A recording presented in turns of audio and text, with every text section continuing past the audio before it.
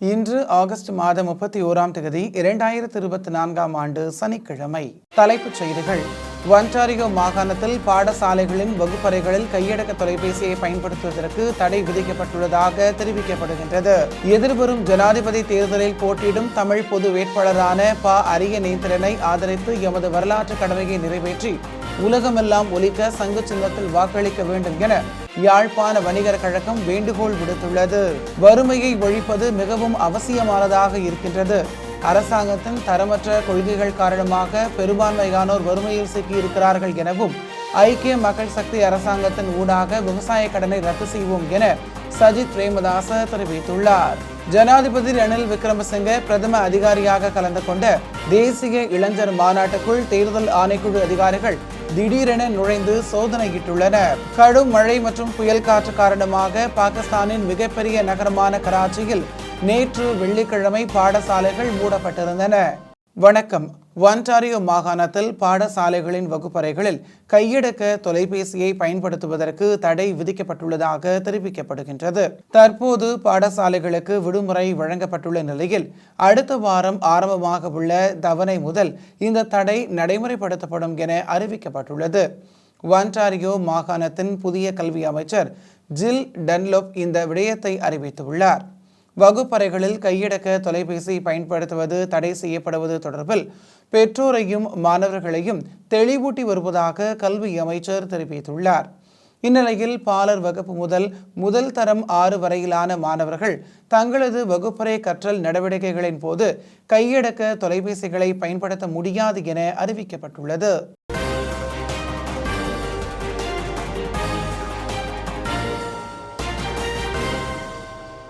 தமிழர்களின் ஒற்றுமை, சுயாட்சி மற்றும் சுய நிர்ணய கோரிக்கைகளை நிலைநிறுத்தி எதிர்வரும் ஜனாதிபதி தேர்தலில் போட்டியிடும் தமிழ் பொது வேட்பாளரான ப. அரியநேந்திரனை ஆதரித்து எமது வரலாற்று கடமையை நிறைவேற்றி உலகமெல்லாம் ஒலிக்க சங்கு சின்னத்தில் வாக்களிக்க வேண்டும் என யாழ்ப்பாண வணிகர் கழகம் வேண்டுகோள் விடுத்துள்ளது. நடைபெறவுள்ள ஜனாதிபதி தேர்தல் தொடர்பாக யாழ்ப்பாண வணிகர் கழகம் வெளியிட்டுள்ள ஊடக அறிக்கையிலே இவ்வாறு முக்கியத்துவம் வாய்ந்த அறிக்கையில் குறிப்பிடப்பட்டுள்ளது. அந்த ஊடக அறிக்கையில் மேலும் இலங்கை அரசு இந்த நாட்டை சிங்கள பௌத்த நாடாக சித்தரித்து அதற்கான முழு வேலை திட்டத்தையும் சுதந்திரத்துக்கு பின் 1948ஆம் ஆண்டில் இருந்து செயல்படுத்தி கொண்டு வருகிறது. தமிழ் மக்கள் தங்கள் தாயகமான வடக்கு கிழக்கை பாதுகாத்து உரிமையோடு வாழ்வதற்காக கடந்த 75 வருட கால நீண்ட எமது போராட்டம் இன்னும் வெற்றி பெறவில்லை என குறிப்பிட்டுள்ளதோடு தமிழ் தலைமைகள் எமது உரிமையை நிலைநாட்டவும் சமாதானத்தை நிலைநிறுத்துவதற்கும் எடுத்த முயற்சிகள் அத்தனையும் இன்று வரை சிங்கள தலைவர்களினால் நிராகரிக்கப்பட்டு உதாசீனப்படுத்தப்பட்டுள்ளன என்றும் இந்திய இலங்கை ஒப்பந்தத்தின் மூலம் கிடைக்கப்பெற்ற ஆக குறைந்த அதிகாரமான 13ஆம் அரசியலமைப்பு திருத்தத்தை கூட முழுமையாக நடைமுறைப்படுத்தாமை பேச்சுவார்த்தை என்ற ரீதியில் காலத்தை கடத்தி தட்டி கழிக்கப்பட்டு தந்தை செல்வா தொடக்கம் சம்பந்தர் வரை ஏமாற்றியுள்ளார்கள் எனவும் நாம் இந்த நாட்டின் பூர்வீக குடிகள், வடக்கு கிழக்கு தமிழர்களுடைய தாயகம், நாம் தனித்துவமானவர்கள், எமக்கு சுய நிர்ணய உரிமையுண்டு, எமது நிலம், மொழி, கலை, கலாச்சாரம், பண்பாடு போன்றன பாதுகாக்கப்பட வேண்டும் என்றும் அதற்கு பூரண சுயாட்சி அதிகாரம் எமது பகுதிக்கு தேவை என்பதை முன்னிறுத்தி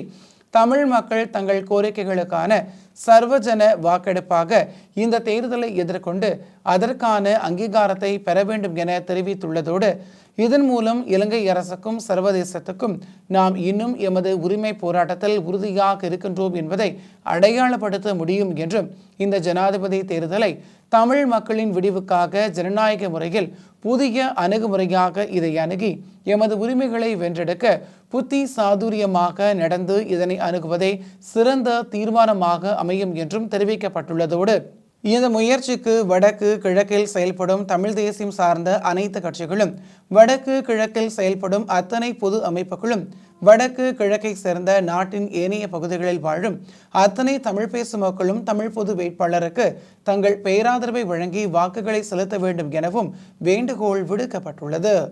வறுமையை ஒழிப்பது மிகவும் அவசியமானதாக இருக்கின்றது. அரசாங்கத்தின் தரமற்ற கொள்கைகள் காரணமாக பெரும்பான்மையானோர் வறுமையில் சிக்கியிருக்கின்றார்கள். மக்களை ஓரங்கட்டி செல்வந்தர்களை பாதுகாக்கின்ற அரசாங்கமாக மாறியிருக்கிறது. இந்த அரசாங்கத்தால் விவசாயிகளின் விவசாய கடனை ரத்து செய்ய முடியாவிட்டாலும் ஐக்கிய மக்கள் சக்தி அரசாங்கத்தின் ஊடாக விவசாய கடனை ரத்து செய்வோம் என சஜித் பிரேமதாச தெரிவித்துள்ளார். அரச வங்கிகளுக்கு கடனை செலுத்தாதவர்களின் பெயர் பட்டியலை ஜனாதிபதியிடமும் நிதி அமைச்சரிடமும் கோரியிருந்த போதும் அவர்கள் அதற்கு பதிலளிக்கவில்லை. நட்புறவுகள் காரணமாக கோடிக்கணக்கான பணத்தை மீள பெறாது ரத்து செய்திருக்கின்றார்கள் என குறிப்பிட்டுள்ளதுடன் மிகப்பெரிய செல்வந்தர்களின் கடனை ரத்து செய்ய முடியும் என்றால் விவசாயிகளின் கடனையும் ரத்து செய்ய முடியும். ஐக்கிய மக்கள் சக்தி செல்வந்தர்களை பாதுகாப்பதில்லை, கீழ்மட்ட பொதுமக்களை பாதுகாப்பதற்காகவே எமது கட்சி அரசியலை முன்னெடுத்து வருகிறது என்று எதிர்க்கட்சி தலைவர் சஜித் பிரேமதாச தெரிவித்தார். நிக்க விரட்டிய நகரில் நேற்று வெற்றிகரமாக முன்னெடுக்கப்பட்ட தேர்தல் பிரச்சார நிகழ்வில் கலந்து கொண்டு கருத்து தெரிவிக்கும் போதே எதிர்க்கட்சி தலைவர் சஜித் பிரேமதாச இவ்வாறு தெரிவித்தார். மேலும் அவர் கருத்து தெரிவிக்கையில், வறுமையில் சிக்கியிருக்கின்ற மக்கள் தொடர்ந்து வறுமையோடு வாழ முடியாது என்பதால் அவர்களை வறுமையில் இருந்து மீட்டெடுப்பதற்கான சந்தர்ப்பம் வழங்கப்படுகிறது எனவும், அத்தோடு நெல்லுக்கான நிர்ணய விலையை வழங்குவதோடு நாடு சம்பா, கீரி சம்பா, கெகுழு போன்ற அரிசிகளுக்கு அதிகரித்த விலை காணப்பட்டாலும் விவசாயிகளுக்கு குறைந்த தொகையை கிடைக்கிறது என்றும் எதிர்க்கட்சி தலைவர் இதன்போது சுட்டிக்காட்டினார்.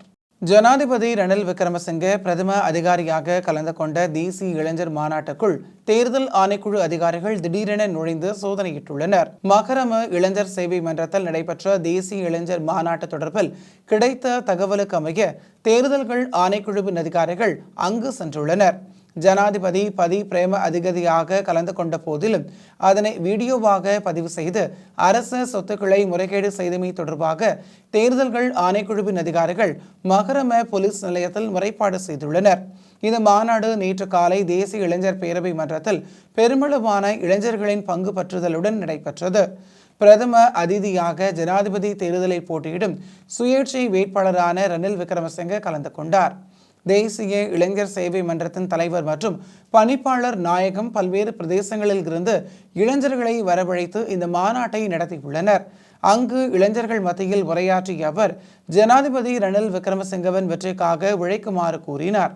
தேசிய இளைஞர் சேவை மன்றத்தின் பணிப்பாளர் நாயகம் அரசாங்க உத்தியோகத்தர் என்ற வகையில் அரசாங்க சொத்தை துஷ்பிரயோகம் செய்து வேட்பாளரை ஊக்குவிக்கும் விதத்தில் இவ்வாறான கூட்டத்தை ஏற்பாடு செய்வது அல்லது கூட்டத்தில் உரையாற்றுவது சட்ட விரோதமானது என தேர்தல்கள் ஆணைக்குழு தெரிவித்துள்ளது. இளைஞர்களுக்கு விநியோகிக்க கொண்டுவரப்பட்ட உணவு மற்றும் பானங்களையும் தேர்தல் ஆணைய அதிகாரிகள் கைப்பற்றியுள்ளனர். ஜனாதிபதி பிரசன்னமாகி இருந்த நிலையில் தேர்தல்கள் ஆணைக்குழுவின் அதிகாரிகள் இது தொடர்பான சந்திப்பை காணொளியில் பதிவு செய்து சாட்சியங்களையும் வாக்குமூலங்களையும் பதிவு செய்தனர். இந்த கூட்டத்தை நடத்துவதற்கு மண்டபத்தை முன்பதிவு செய்வதற்காக பணம் செலுத்தப்பட்டதாகவும், ஆனால் நடன குழுவிற்கு பணம் வழங்கப்படவில்லை எனவும் ஆணைக்குழுவின் அதிகாரிகள் போலீசாரிடம் முறைப்பாடு செய்துள்ளனர்.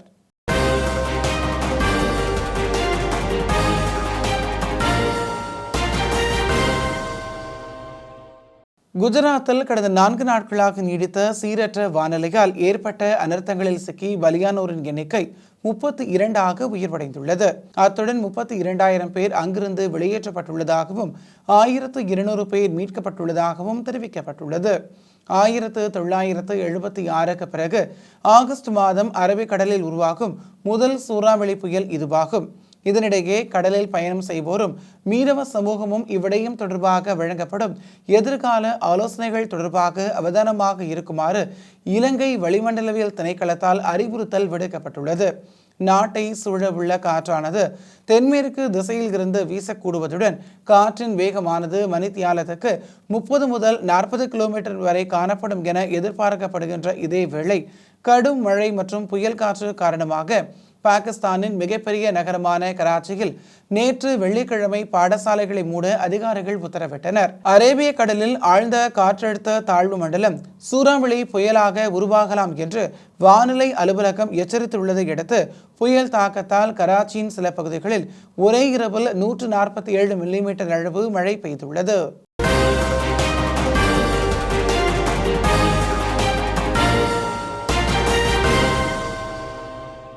ரஷ்யா மற்றும் யுக்ரைனுக்கு இடையில் 2 வருடங்களுக்கு மேலாக போர் நடைபெற்று வருகின்ற நிலையில் ரஷ்யாவை சமாதான நடவடிக்கைகளுக்குள் தள்ளும் முயற்சியில் யுக்ரைன் முனைப்பு கொண்டுள்ளது. இப்போரை முடிவுக்கு கொண்டு வருவதற்கு உலக நாடுகள் பலவும் எவ்வளவும் முயற்சித்து வருகின்றன. ஆனால் இரு நாடுகளும் இறங்குவதற்கான எந்த அறிவிப்புகளும் இரு நாடுகளினாலும் வழங்கப்படவில்லை. இந்நிலையில் 3 வாரங்களுக்கு முன்னர் ரஷ்யாவின் குர்ஸ்க் பிராந்தியத்துக்குள் நுழைந்த யுக்ரைன் படைகள் அங்குள்ள குடியிருப்பு பகுதிகளை கைப்பற்றியுள்ளதோடு ரஷ்ய இராணுவ வீரர்களையும் கைது செய்துள்ளனர். இது குறித்து யுக்ரைன் ஜனாதிபதி ஜெலன்ஸ்கி கூறுகையில், எனது திட்டத்தை நான் முழுமையாக வெளிப்படுத்தவில்லை. விரைவில் அமெரிக்க ஜனாதிபதியிடம் எனது திட்டத்தை எடுத்துரைப்பேன் என கூறியுள்ளார். மேலும் பேசுகையில், ரஷ்யாவின் குர்ஸ்க் பிராந்தியத்துக்குள் யுக்ரைன் நுழைந்தமை எனது திட்டத்தின் ஒரு பகுதி. அமெரிக்கா வழங்கிய நீண்ட தூரம் சென்று தாக்கும் ஆயுதங்களை பயன்படுத்தி ரஷ்யாவின் உட்பகுதிகளை தாக்குவதற்கு அமெரிக்காவிடம் அனுமதி கேட்பேன் எனவும், இதன் மூலம் ரஷ்யாவை போர் முடிவுக்கான பேச்சுவார்த்தைக்கு இணங்க வைக்க முடியும். இதுதான் எனது யோசனை என தெரிவித்துள்ளார். இதற்கு ரஷ்ய ஜனாதிபதி மாளிகை செய்தி தொடர்பாளர் டிமிட்ரி பெஸ்கோவ் பதிலளிக்கையில், எமது இலக்கை அடையும் வரையில் இச்சிறப்பு இராணுவ நடவடிக்கை எனவும் யுக்ரைன் மீதான போர் தொடரும். யுக்ரைன் பிரதிநிதிகளிடமிருந்து இவ்வாறான அறிக்கைகளை கேட்பது இது முதல் முறை அல்ல என கூறியுள்ளார். குர்ஸ்க் பிராந்தியத்தில் இருந்து யுக்ரைன் படைகளை வெளியேற்றுவதே ரஷ்யாவின் முக்கிய நோக்கமாக உள்ளமை என்பது இங்கு குறிப்பிடத்தக்கது. மீண்டும் தலைப்புச் செய்திகள். ஒன்டாரியோ மாகாணத்தில் பாடசாலைகளின் வகுப்பறைகளில் கையடக்க தொலைபேசியை பயன்படுத்துவதற்கு தடை விதிக்கப்பட்டுள்ளதாக தெரிவிக்கப்படுகின்றது. எதிர்வரும் ஜனாதிபதி தேர்தலில் போட்டியிடும் தமிழ் பொது வேட்பாளரான ப. அரியநேத்திரனை ஆதரித்து எமது வரலாற்று கடமையை நிறைவேற்றி உலகமெல்லாம் ஒலிக்க சங்கு சின்னத்தில் வாக்களிக்க வேண்டும் என யாழ்ப்பாண வணிகர் கழகம் வேண்டுகோள் விடுத்துள்ளது. வறுமையை ஒழிப்பது மிகவும் அவசியமானதாக இருக்கின்றது. அரசாங்கத்தின் தரமற்ற கொள்கைகள் காரணமாக பெரும்பான்மையானோர் வறுமையில் சிக்கியிருக்கிறார்கள் எனவும், ஐக்கிய மக்கள் சக்தி அரசாங்கத்தின் ஊடாக விவசாய கடனை ரத்து செய்வோம் என சஜித் பிரேமதாச தெரிவித்துள்ளார். ஜனாதிபதி ரணில் விக்ரமசிங்கே பிரதம அதிகாரியாக கலந்து கொண்ட தேசிய இளைஞர் மாநாட்டுக்குள் தேர்தல் ஆணைக்குழு அதிகாரிகள் திடீரென நுழைந்து சோதனையிட்டுள்ளனர். கடும் மழை மற்றும் புயல் காற்று காரணமாக பாகிஸ்தானின் மிகப்பெரிய நகரமான கராச்சியில் நேற்று வெள்ளிக்கிழமை பாடசாலைகள் மூடப்பட்டிருந்தன. இத்துடன் டிவிஐயின் இன்றைய செய்திகள் நிறைவடைகின்றன. நன்றி, வணக்கம்.